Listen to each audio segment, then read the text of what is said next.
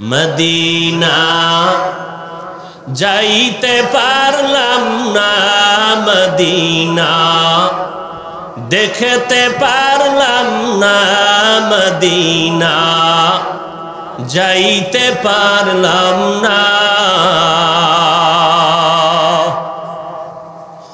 আমি অসহায় তাই এত দূরে রই, শুধু সালাম জানাই, মদিনা যাইতে পারলাম না, মদিনা দেখতে পারলাম না।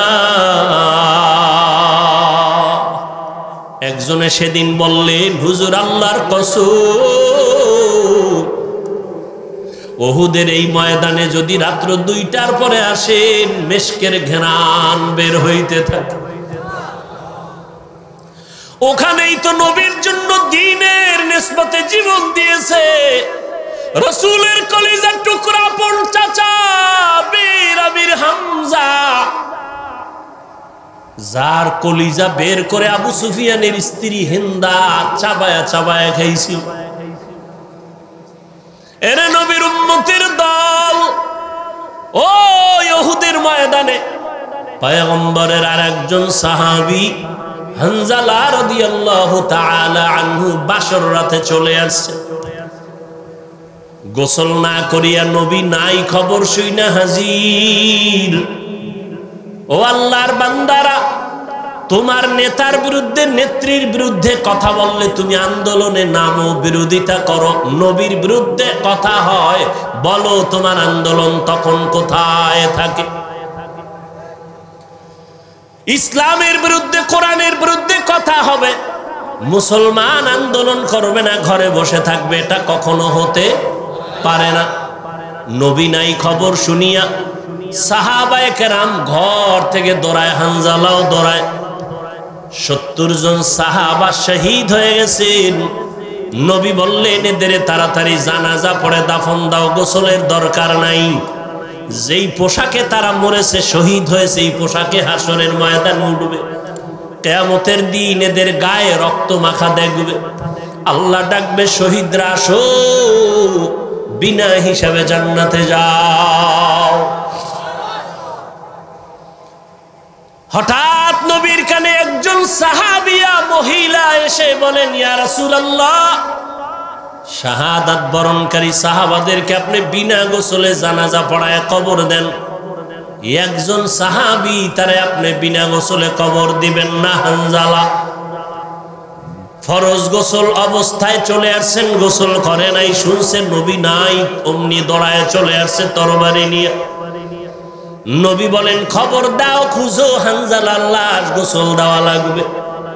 জিব্রাইল আমিন এসে নবীকে বলেন, ইয়া রাসূলুল্লাহ, যেই সাহাবী দ্বীনের নিসবতে আপনার মোহাব্বতে ফরজ গোসল বাদ দিয়া চলে আসছে বাসর ঘরে বিবির মায়া ছাড়িয়া, ওই সাহাবীর গোসল আল্লাহ জান্নাতের পানি দিয়া ফেরেশতার মাধ্যমে করায় দিয়েছে।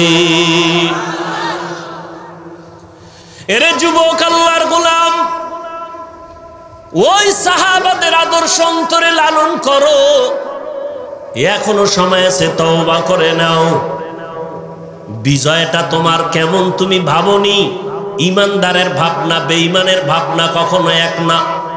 একজনে আমার মুমিনের সালাম দিয়া কয়, কেমন আছেন? বলে, আমার ইমানের হালাত ভালো তো আলহামদুলিল্লাহ, আমি ভালো আছি। আমার ইমান আমলের হালাত খারাপ তো আমি বলতে পারি না ভালো আছে, আমি বড় খারাপ আছি।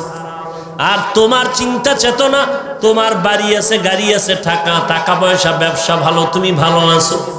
নামাজ যে পড়লা না, এই বিষয়ে তোমার ভালো মন্দের কোনো বিচার হলো না। এখনো সময় আছে, তওবা করে নাও। আল্লাহর কাছে অন্তর খুলে তওবা করো। হে মালিক, তোমার নিয়ামতের হায়াত না থাকলে বাঁচার উপায় নাই। তোমার নিয়ামতের নিঃশ্বাস যদি বন্ধ হয় আর উঠাইতে পারবো না। তোমার নিয়ামতে যদি তুমি ঘুম থেকে উঠায় না দাও, আমার জীবনে আর উঠা সম্ভব হবে না। ও আল্লাহ, জীবনটা শুধু নিয়ামত পাইলাম, কিন্তু শুকর আদায় করতে পারলাম না। হাতের শুকর আদায় করতে পারি নাই, তোমার দেওয়া চোখের নেয়ামতের শুকর আদায় করতে পারি নাই, তোমার দেয়া নেয়ামতের জবানের শুকর আদায় করতে পারি নাই, তোমার দেয়া নেয়ামত চোখের শুকর আদায় করতে পারি নাই। কোনদিন কোরআন শরীফ হাতে নিলাম না, চোখ দিয়া তাকায়া দেখলাম না, জবান দিয়া কোরআন তেলাওয়াত করতে পারলাম না। জীবনে অনেক কিছু চোখ দিয়া দীর্ঘ টাইম তাকাইয়া দেখছি, কিন্তু 1 মিনিটের জন্য কোরআনের দিকে তাকাইয়া সহ্য করে দেখতে পারি নাই।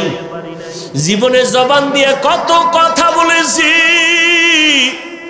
মোবাইলে সারাটা রাত, কিন্তু জবান দিয়ে 100 বার দরুদ শরীফের আমল করতে পারি নাই, জবান দিয়া কোরআন তেলাওয়াতের আমল করতে পারি নাই। এই হাতের দ্বারা কত লেখাই যে জীবনে লেখলাম, কিন্তু হাতের দ্বারা কোরআন ধরিয়া ধরিয়া লাইনে আঙ্গুল টেনে পড়তে পারি নাই। হিসাব মিলায় দেখলাম আমার মতো নাফরমানের এই জমিনে কেউ নাই। ও যুবক বাবারা, বৃদ্ধ বাবাজিরা, পর্দার আড়ালের মা বোনেরা, আল্লাহর কাছে নেয়ামতের হিসাব কিন্তু দিতেই হবে। আল্লাহর দেওয়া নেয়ামত পাইলেন, আল্লাহর দেওয়া বাতাস বড় নেয়ামত, আল্লাহর দেওয়া পানি বড় নেয়ামত, সূর্যের আলো বড় নেয়ামত। সব কিছু ভোগ করলেন, শুকর আদায় করলেন না। আল্লাহর নবী দোয়া শিখাইছেন, যখন ঘুম থেকে তুমি উঠবা আলহামদুলিল্লাহ বলে শুকর আদায় করো। নামাজ আদায় করবা, সেজদায় গিয়া সুবহান রব্বিয়াল আলা বলবা। আজকে ঘুম পাইয়া ঘুমাইলা, ফজরের আজান কানে আসলো, মসজিদে হাজির হতে পারলাম না। এখনো সময় আছে, তওবা করে নাও। কত আল্লাহর বান্দার খবর পাই, নিজেও নামাজে ফজরে যায় না, অনেক ভাড়াটিয়ারা যেতে চায়, গেটের চাবি দেয় না নামাজে যাওয়ার জন্য। ও হতভাগা কপাল পোড়া ঘরের মালিক, এখনো সময় আছে, পায়ে হাত রেখে বলি তওবা করে ফিরে আসো। তোমার ঘরের ভাড়াটিয়া এমন হওয়া চাই যে 5 বেলার নামাজে জামাতে যাবে। এমন একজন কর্মচারী তুমি বাড়ির মধ্যে রেখে দাও, কাজের মানুষ, যে তোমার ভাড়াটিয়াদেরকে 5 ওয়াক্ত নামাজে ডাকবে, চলো নামাজের সময় হয়ে গেছে। তোমার ঘর আমার আল্লাহর রহমত দ্বারা ভরপুর হয়ে যাবে, ফেরেশতারা পাহারা দিবে। ও যুবক বাবারা, স্কুলে পড়ো, ব্যবসা করো, মাওলার কোরআন তেলাওয়াত করো, দোকানে বসে আছো, বাজে কথা না বলে, মোবাইল না দেখিয়া দরুদ শরীফ পড়ো, ইস্তেগফারের আমল করো। পর্দার আড়ালের মা বোনেরা, ফজরের নামাজ পড়ো, সূরা ইয়াসিনটা তেলাওয়াত করে নাও। যোহরের নামাজ পড়ে সূরা ফাতিহা তেলাওয়াত করে নাও, বা সূরা আর রহমান। আসরের নামাজ আদায় করে সূরা নাবা তেলাওয়াত করে নেন রে মা। মাগরিবের নামাজ আদায় করে সূরা ওয়াকিয়া তেলাওয়াত করেন। এশার নামাজের পরে মা সূরা মুলক তেলাওয়াত করেন। 5 বেলার নামাজে 5টা সূরার আমল। নবীজির মোহাব্বত নিয়া ওযু সহকারে নির্জনে বসিয়া কমপক্ষে 100 থেকে 300 বার দরুদের আমল করেন। ইনশাআল্লাহ আমি চ্যালেঞ্জ করে বলবো, আল্লাহ পাক যদি কবুল করেন, দরুদের আমলের বরকতে মুসিবত দূর হবে। মদিনার রওজা বাইতুল্লাহ যেতে পারবেন, অন্তত ঘুমের ঘরে আমার নবীর সাথে মোলাকাত হয়ে যাও। এখনো সময় আছে, তওবা করে আমার আল্লাহকে মনে মনে ডাকেন। আমার আল্লাহ তো আপনার অন্তরের দিকে তাকায় আছে রে গুনাহগারেরা, কখন তুই একবার আল্লাহ বলিয়া ডাক দিবি, কখন তুই গুনার কথা স্মরণ করে 2 ফোঁটা চোখের পানি ছেড়ে কাঁদবি। ও যুবকেরা, অন্তরটা যদি একটু নরম করতে পারো, তোমার আমার মতো কত যুবকের জীবন চলে গেল। পানির নিচে যুবকের লাশ, গাড়ির নিচে যুবকের লাশ, এই আন্দোলনে কত যুবকের লাশ চলে গেল। ও আল্লাহর বান্দার, আগুনে পুড়িয়া কত লাশ চলে গেল, পানি বন্যায় কত মানুষ চলে গেল। তুমি আমি রাতের বেলা ঘুমাইব, রাতের বেলা ঘুমের পরে সকালে উঠার কোনো গ্যারান্টি নাই। ঘর থেকে বের হয়ে যে রাস্তায় যাও, ঘরে আসার কোনো গ্যারান্টি নাই। ও আল্লাহর বান্দারা, এখনো সময় আছে, 2 ফোঁটা চোখের পানি ছেড়ে গুনার কথা স্মরণ করে তওবা করো।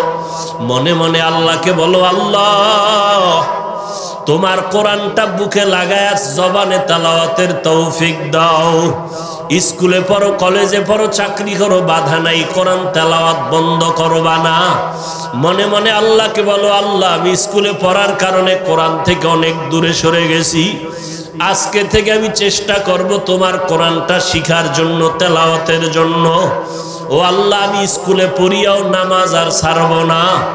আয় আল্লাহ জবানকে হেফাজত করব। তোমার মতো কত যুবক স্কুল কলেজে পড়িয়াও নামাজ ছাড়ে না, তেলাওয়াত করে, নামাজ পড়ায়, তুমি কেন পারবা না রে বাবা? তোমার মতো কত যুবক জেনারেল লাইনে থাকিয়াও ব্যবসা চাকরি করিয়া নামাজ ছাড়ে না, দাড়ি কাটে না, তুমি কেন পারবা না? আল্লাহর কাছে তওবা করো, চোখের পানি ছাড়ো। চোখে যদি পানি না আসে, নবী বলেন কান্নার বাহানা করো, তাতেও বড় সওয়াব। কারণ দুনিয়াতে ঘরে আগুন লাগলে পানি ছাড়া যেমন ঠান্ডা করা যায় না, গুনার কারণে যদি জাহান্নামের আগুন জ্বলিয়া উঠে, চোখের পানি ছাড়া ঠান্ডা করা যাবে না। চোখের পানির বড় দাম। রহমতের নবী নামাজে সিজদায় পড়ে কান্নার আওয়াজ, হাসরের ময়দানের ভয়ে নবী কান্নার আওয়াজ। আম্মা জান আয়েশা বলেন, নবী আপনি কাঁদেন কেন? নবী বলেন, কিয়ামতের দিন সূর্যের গরম আমার উম্মতেরা কেমনে সহ্য করবে? আমার উম্মতেরা গুনার কারণে জাহান্নামের আগুনে কেমনে জ্বলবে? ও যুবক, আমার মাওলার কোরআন মিথ্যা মনে করিও না। ওই কোরআনে গুনাহগারের জন্য জাহান্নাম আল্লাহ স্পষ্ট বলেছেন। বাবা তুমি কোরআনটাকে যদি সত্য মনে করো, গুনাহগারের জন্য জাহান্নামে কথাটাও বিশ্বাস করিও। তুমি যদি গুনাহগার হইয়া তওবা না করিয়া কবরে যাও, তোমার কবর জাহান্নামের টুকরা হয়ে যাবে। কিয়ামতের ময়দানে তোমার হাতে জাহান্নামের হ্যান্ডকাপ লেগে যাবে। ওই আগুনের ভয় অন্তরে জমা করিয়া 2 ফোঁটা চোখের পানি ছাড়ো। যদি কান্না না আসে, বাহানা করো। আর তোমার ডানে বামে যদি কোনো কান্নাওয়ালা ভাই পাও, একটু দোয়া নাও। কান্নাওয়ালা যদি দোয়া করে, তোমার কপাল খুলিয়া যাবে। আর দুনিয়াতে তোমার বড় দোয়ার ফ্যাক্টরি তোমার মা, তোমার বাবা।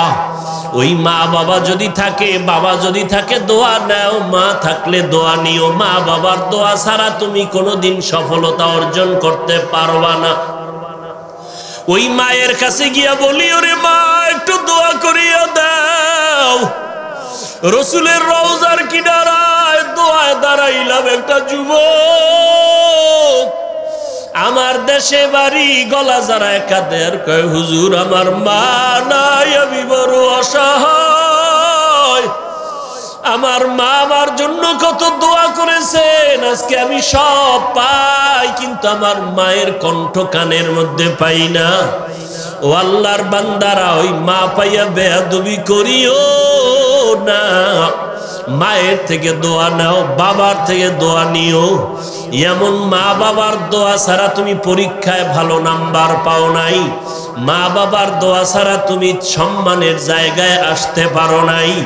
ওই মা বাবার জন্য কলিজা ভরে দোয়া করো। বেঁচে থাকলে মাকে বলিও, মা কত অজান্তে বাজে কথা বলছি, তুমি কষ্ট পেয়েছো, আজকে মাফ করিয়া দাও। আমি গুনাহগার হইয়া কবরে যাব না, তুমি দোয়া করো, আমি তওবা করতেছি। আর নামাজ ছাড়বো না, দাড়ি কাটবো না, বেপরদায় চলবো না, কারো সাথে খারাপ ব্যবহার করবো না।